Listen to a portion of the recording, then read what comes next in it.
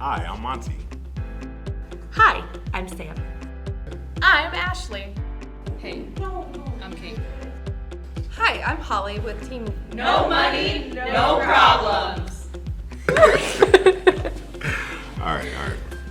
So the challenge that we, No Money, No Problem, have decided to undertake is Smells Like Teen Spirit.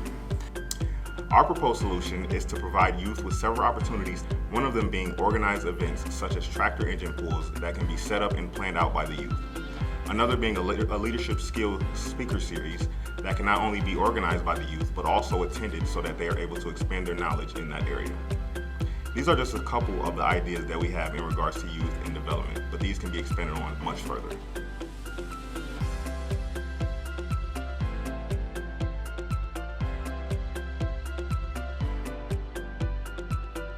Jay County already has so much. This program will let kids see that for themselves and give them a chance to experience all that Jay County has to offer. Not only will your youth be learning valuable leadership skills, they'll also be fostering a sense of civic pride and responsibility. They'll learn skills like entrepreneurship, community building, how to work in government, public service.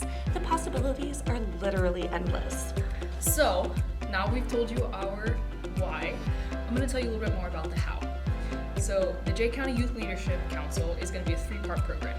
The first part is pretty straightforward. This means like young people come, they join, they apply to the program, and then they come and they attend council meetings so they can contribute, so they can hear ideas, and so they can network with community leaders. The second part of this is going to be a mentorship program, which means leaders from within the community, adults with experience that want to come and contribute to forming the next generation, are going to volunteer their time to mentor the next generation of Jay County leaders.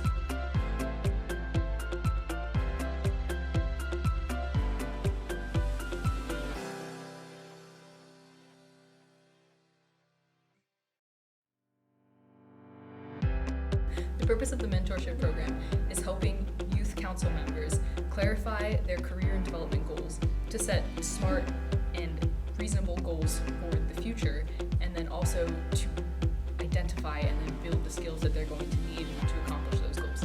Part 3 of the program is a fun part, and this is where you get to be creative.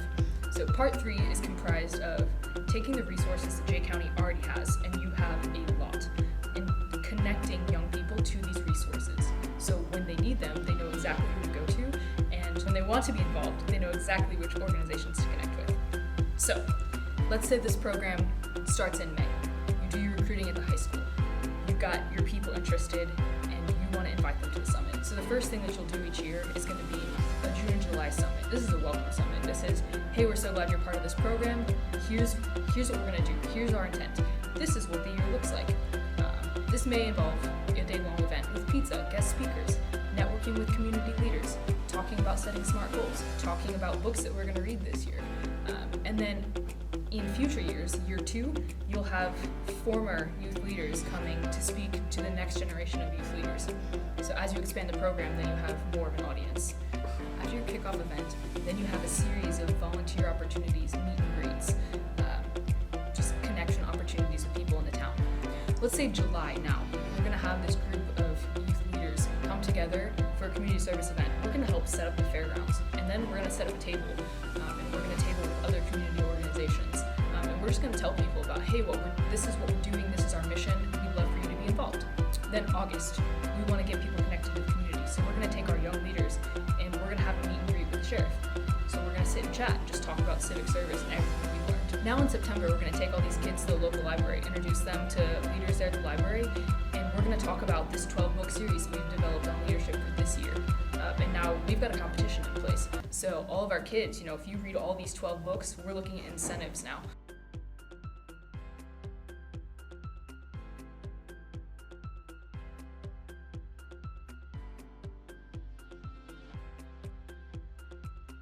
Now this is a competition among our young people. The first person to finish all these books is eligible now for a scholarship through the Portland Foundation. October now, we're going to have a meet and greet with the leaders of Main Street Connect in Portland.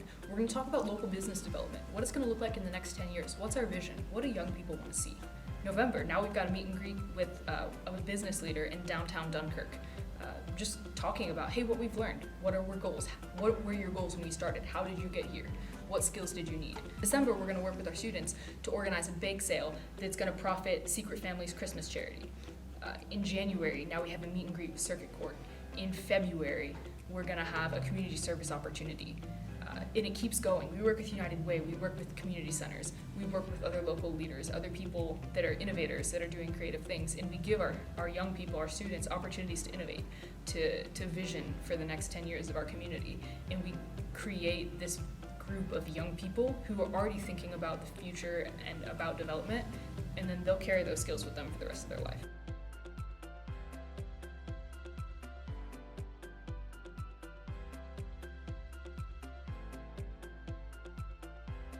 So you're thinking at this point, oh geez, how much is this going to cost us? Well, the answer is not much. This is a homegrown solution. There's no director needed. The future youth participants and adult mentors just need a defined structure. The council will be guided by a group of adult sponsors and the youth leaders. Low-cost incentives for youth participation include providing pizza at the county council meeting, offering a season pass to an event or community center, tickets to a local event or concert. A little birdie says that Cole Swindell is coming to town. And additional opportunities for college scholarships offered by the Portland Foundation. Low-cost incentives for co-sponsor and mentor participation are season passes for an event or community center, tickets to a local concert or event, and complimentary entry into a local venue. There is also the long-term opportunity to explore grants, which can be used for technical assistance with leadership training, such as the Socially Disadvantaged Group Grant through the USDA Rural Development Division. And finally, who else can give back to the community? How about former residents who have had great career success outside of the community? See if they would like to invest in the great things happening with the growth of the Youth Leadership Council. It's time to show them the value of investing in the growth and success of their hometown. Let's talk about the long and short-term goals of our program. Within the first 6 months of implementation of the Jay County Youth Leadership Council, we expect to see new opportunities for young adults in Jay County to engage with community leadership through community activities, community service events, and council meetings. A newfound sense of belonging. The gap between current programs, adults and youth in Jay County bridged. In the long-term implementation of the Jay County Youth Leadership Council, we expect to see members of the Jay County Youth Leadership Program as role models for children in Jay County.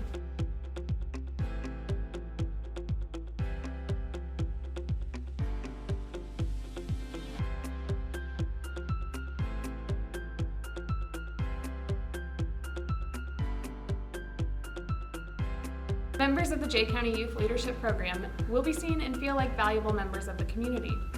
The Jay County Youth Leadership Program will be rooted in the culture of Jay County. So, what makes our project different from all the others? Why should you move forward with this idea? There's a lot of youth council leadership programs out there, but a lot of them are somewhat one-dimensional. The kids will meet on a semi-regular basis, and maybe they'll attend a yearly conference. That's good for the kids, but what does it do for your community? There are two aspects of our program that help it stand out from the crowd.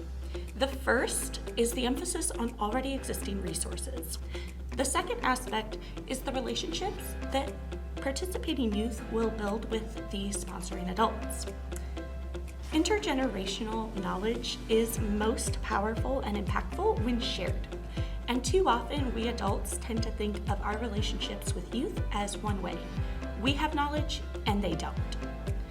This program will allow kids to learn from existing adult leaders and then put that knowledge to the test in service of their community. Adjust my glasses.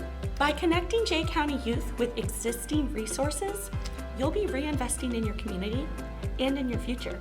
Plus, when teens are able to contribute to their community in a way that actually matters, they're more likely to stay in or return to that community later in life. It's a win for the youth, and it's a win for Jay County. Members of the Jay County Why is it so many words? Can we just nickname it?